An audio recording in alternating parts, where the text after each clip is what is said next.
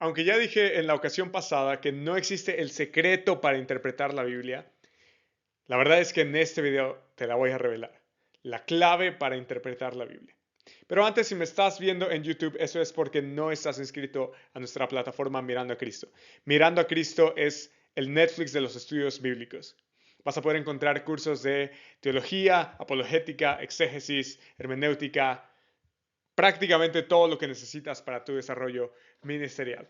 De manera que el link está en la descripción, te puedes inscribir gratuitamente sin ningún costo, te toma 2 minutos y además obtienes libros de regalo. El contexto, esa es la clave para interpretar la Biblia.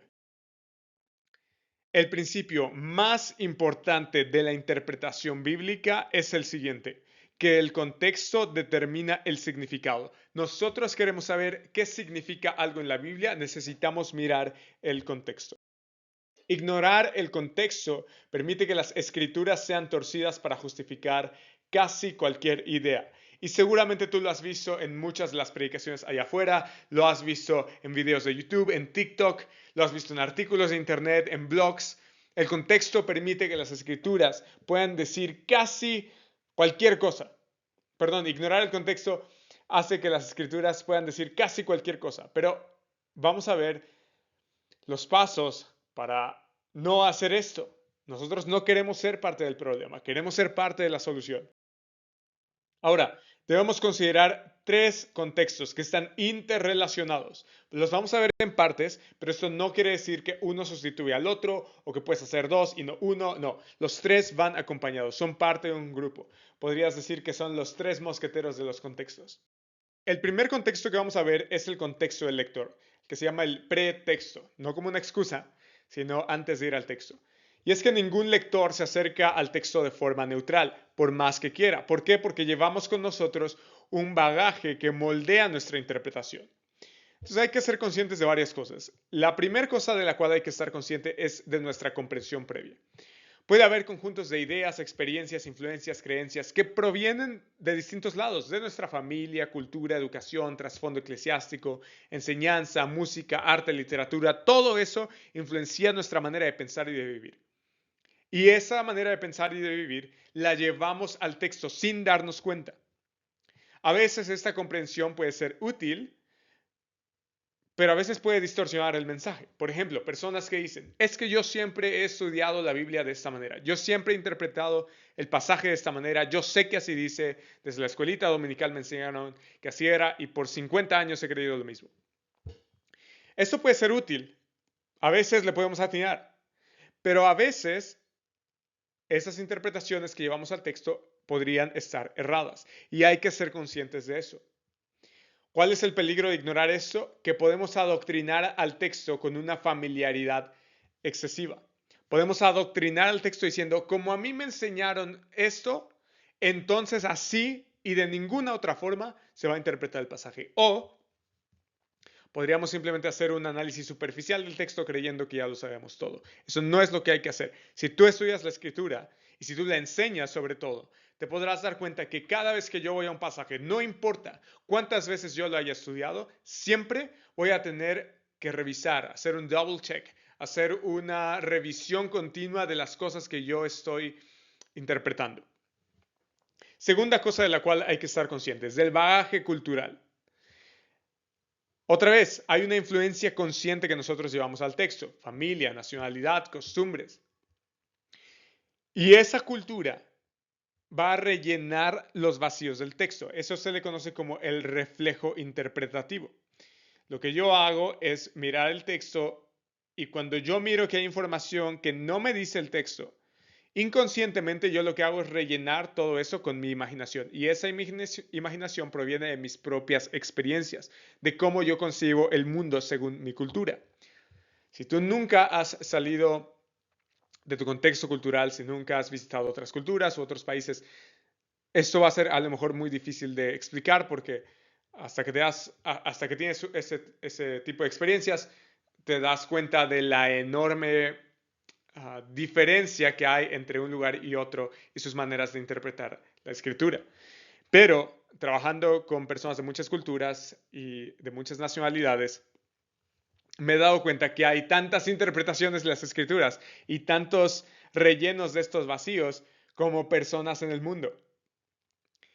¿Por qué? Porque cada persona tiene sus propios bagajes culturales y con esos bagajes culturales vamos a poder, o rellenamos la mayoría de las veces, el texto con sus espacios en blanco.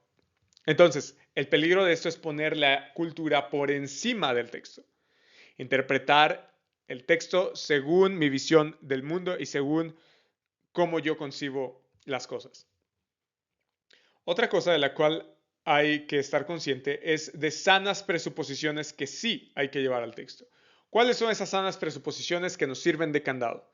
Estas son inmutables. Son las convicciones fundamentales de la fe cristiana que no se renegocian con cada lectura. Por ejemplo, algo muy útil que te puede servir es repasar el credo apostólico. El credo apostólico es un credo, el primer credo de hecho, que tenemos en común católicos, ortodoxos y protestantes o evangélicos, como quieras llamarlo. Entonces, estos tres grandes grupos del cristianismo, que no son sectas, estos tres grupos se ponen de acuerdo para, bueno, no se ponen de acuerdo, es una manera de decirlo, pero estos tres grupos coinciden en el credo apostólico, el credo de los apóstoles, las enseñanzas que los apóstoles transmitieron, que después tomaron la forma o la estructura formal del credo apostólico. Lo puedes buscar en internet, en todos lados está. Ese credo apostólico contiene las verdades fundamentales del cristianismo. Estas verdades, yo diría, sería bueno que las repasaras, que las estudiaras, incluso que las memorizaras, de tal manera que tú puedes decir, ok, estas cosas no van a cambiar con cada lectura del texto. Todo lo demás a lo mejor sí cambie, pero estas cosas no. Porque esas creencias de los apóstoles nos hacen cristianos. Entre esas creencias te vas a dar cuenta que hay la existencia de Dios, está la existencia de Dios, perdón, que Dios existe y actúa en la historia, que la Biblia es la palabra de Dios, que la Biblia es verdadera y que es digna de confianza, que lo sobrenatural existe y que la Biblia es una unidad diversa, pero sin contradicción. Segundo contexto importante a tener en cuenta, contexto histórico y cultural. Para entender lo que el texto significó, debemos sumergirnos en el mundo de los receptores originales. Ya hemos hablado de esto en este curso. Una interpretación no puede ser válida hoy si no hubiera tenido sentido en aquel entonces. Si yo saco una conclusión y se la platico al apóstol Pablo, le digo, oye Pablo, me pareció interesante el punto que hiciste acerca de Dios Madre en Gálatas. Pablo va a decir, ¿qué locura me estás diciendo? Dios Madre. De eso no habla. De eso, ese no era mi punto. Entonces, una interpretación no puede ser válida hoy si no hubiera tenido sentido en aquel entonces. Eso es muy importante. Acabo de dar el ejemplo de Dios Madre porque me acabo de pasar con cierto pseudo misionero que estaba por aquí el otro día. Ahora, hay que hacer una tarea de investigación exhaustiva con este contexto histórico y cultural. Hay varias áreas de investigación. En lo primero en que nos vamos a enfocar es en el autor bíblico. Vamos a investigar, lo voy a anotar aquí, autor.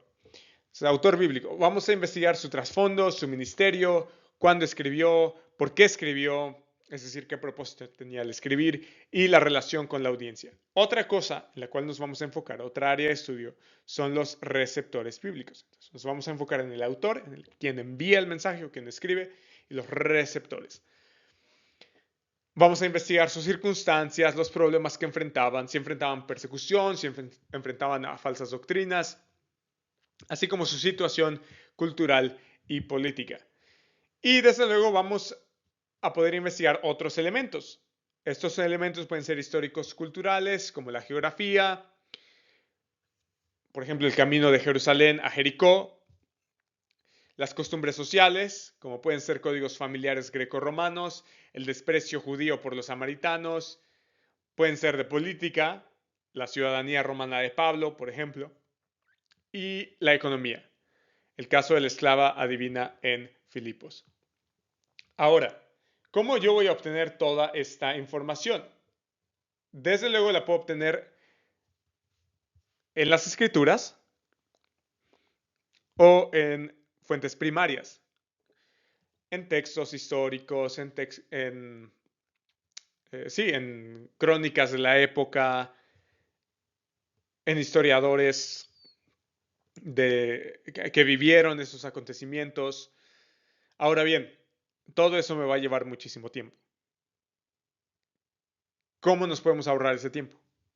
Primero, con la plataforma Miranda a Cristo, que hacemos exégesis bíblica de cada pasaje del Nuevo Testamento y algunos del Antiguo.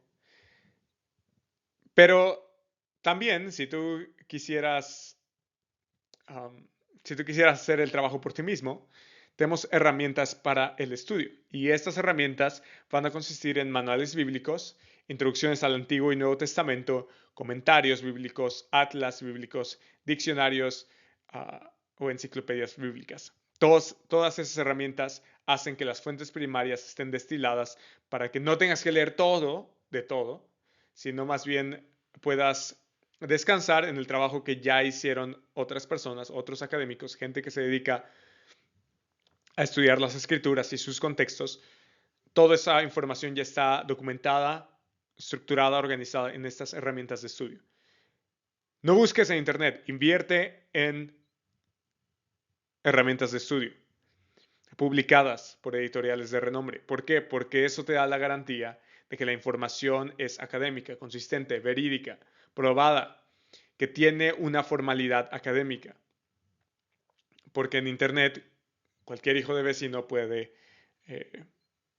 escribir. Por eso, en Mirando a Cristo, dejamos la bibliografía para que consultes estas herramientas de estudio, de dónde sacamos toda la información, y desde luego nosotros no somos ningunos improvisados. Ahora, estas herramientas yo explico cómo utilizarlas en el bonus. Si no viste el bonus o si no estás en la plataforma Mirando a Cristo y estás viendo esto en YouTube, ve a la plataforma Mirando a Cristo, te toma 2 minutos inscribirte, es gratis, y ve al video que dice bonus. Y si te lo saltaste, velo otra vez porque ahí explico brevemente cómo utilizar estas herramientas para el estudio. El bonus se llama ¿Qué es la hermenéutica y por qué es importante? Propósito. El propósito que tenemos con este contexto histórico y cultural es darle consistencia al significado original. Nosotros necesitamos ver en qué contexto se dio esa información para saber qué significó esa información. El tercer y último contexto es el contexto literario y se refiere a la forma y al entorno textual de un pasaje, lo que lo rodea, la manera en la que está organizado. Dos cosas a tomar en cuenta aquí. La primera de ellas es el género literario. ¿Qué cosa es un género literario? Es como una categoría de una pieza de literatura. Hay diferentes categorías literarias. Puede ser narrativa, ley, poesía, evangelio, carta apocalíptica. Y estas funcionan como juegos con sus propias reglas. No es lo mismo jugar al Monopoly que jugar al Jenga. No es lo mismo jugar a la lotería que al dominó. No es lo mismo jugar a las cartas que al club. Cada uno tiene sus propias reglas. Entonces es importante que yo identifique qué juego, entre comillas, estoy jugando y entonces aprender las reglas de cómo se juega ese juego. Lo mismo aquí. Es importante que yo aprenda a mirar qué género literario está enfrente de mí y entonces a partir de ahí yo puedo interpretar según las reglas que tenga ese género literario. Porque no voy a interpretar apocalíptica como la poesía, o no voy a interpretar la ley como el evangelio, o no voy a interpretar narrativa como una carta. Es simple sentido común. Ahora, interpretar una profecía con las reglas de la narrativa histórica, por ejemplo, nos va a conducir a disparates. Entonces, el género establece un pacto de comunicación entre el autor y el lector. Es como un acuerdo. Y la segunda cosa que hay que tener en cuenta para el contexto literario es el contexto orbital o circundante. Circundante, perdón. El contexto circundante u orbital es el contexto que rodea el pasaje. ¿Qué es lo que rodea el pasaje? Palabras, oraciones, párrafos que están alrededor del pasaje que estoy estudiando. No es el pasaje que estoy estudiando, es lo que está alrededor de él.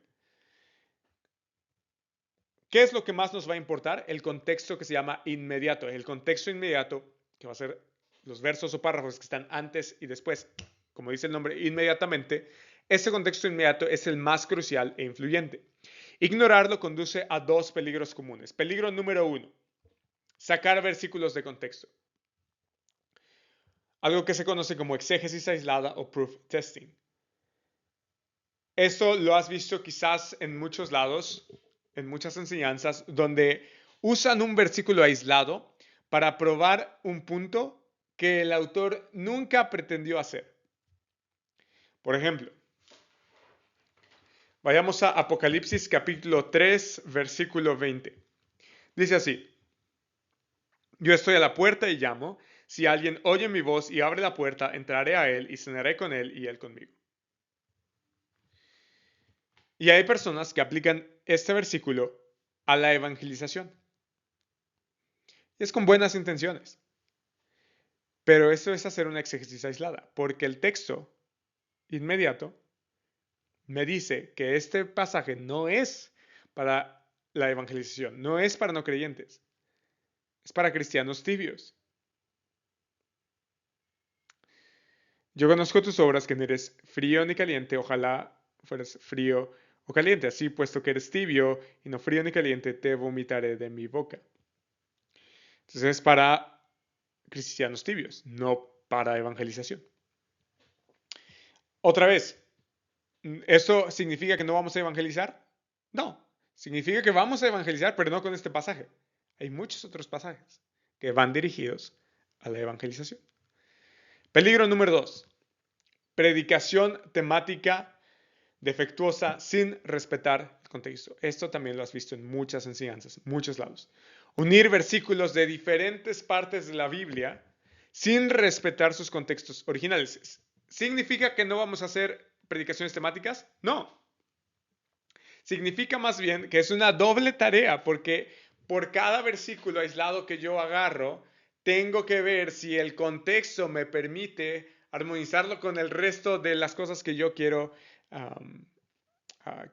el resto de los versículos que yo quiero exponer. Porque cuando yo hago una exposición de Jack el Destripador, piezas de aquí, piezas de allá, piezas de allá, lo que yo hago es crear un mensaje que es más del predicador que de Dios. Porque estoy agarrando los versículos y los estoy acomodando de una manera que hacen sentido para mí, pero entre ellos no tienen nada que ver. Así que ahí está la clave para interpretar la Biblia.